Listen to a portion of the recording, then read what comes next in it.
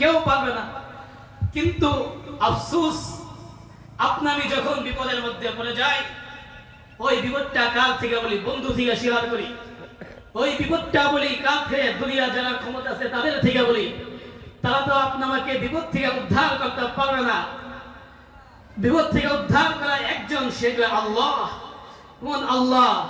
যে আল্লাহ 24 ঘন্টা ওপেন, দরজা খোলা। বান্দা, তুমি কখন বিপদে পড়েছো? তুমি রাত্র 2:30, 3টা, 4টা বিপদে পড়েছো।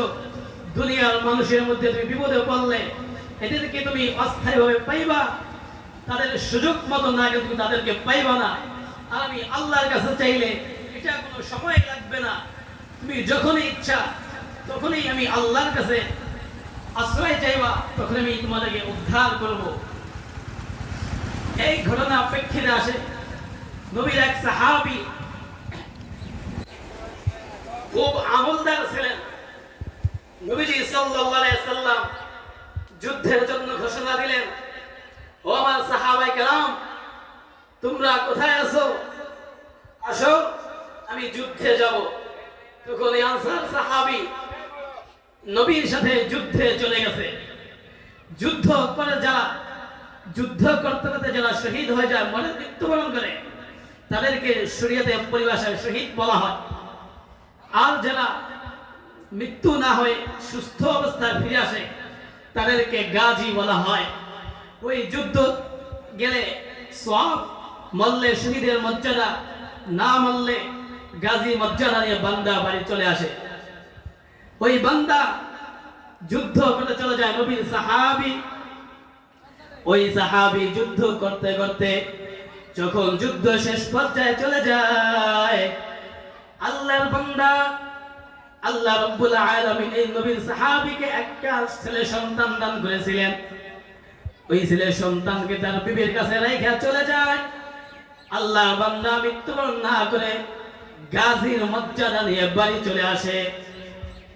আল্লাহ রাব্বুল আলামিন এই সাহাবীর সন্তানটাকে মৃত্যুবরণ করে আল্লাহ রাব্বুল আলামিন কি পরিমাণ একটা নেককার বিধান করেছেন এই সাহাবীকে।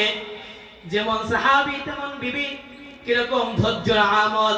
আল্লাহর বান্দা এই ছেলে সন্তানটা মারা যায়, আল্লাহর বান্দা যুদ্ধ করে রাত্রিবেলা বাড়ি চলে আসেন।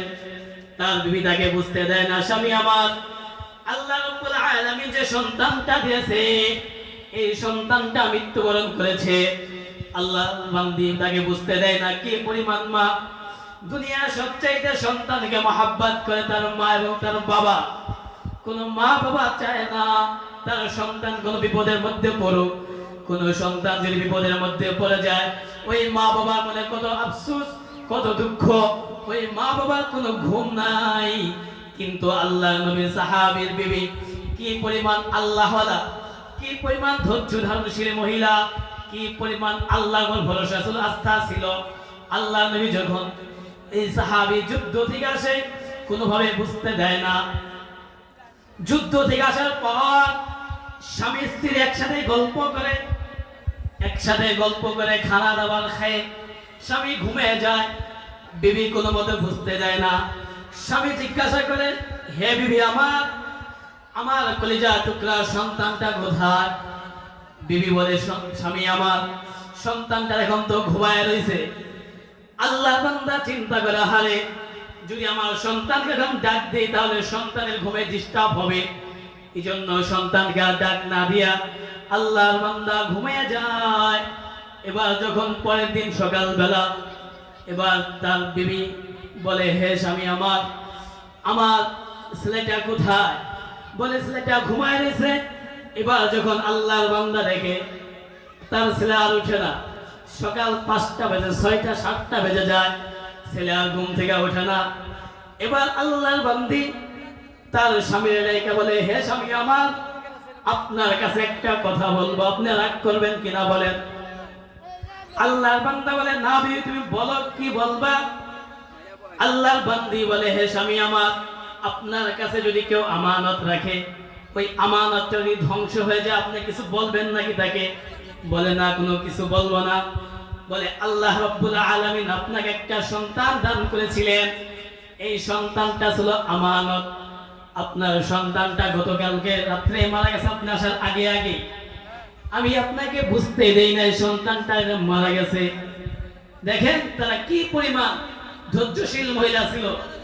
এই জন্যই তো আল্লাহ রাব্বুল আলামিন পবিত্র কালামুল্লাহ শরীফের মধ্যে বলে দেয়, বান্দা এমনকি আল্লাহ নিজেই বলেন, হে বান্দারগণ তোমরা আশ্রয় প্রার্থনা করো কার কাছে? আল্লাহর কাছে।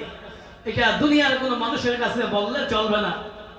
ধৈর্যের মাধ্যমে কি লাভ হয় আর নামাজের মাধ্যমে কি লাভ হয়?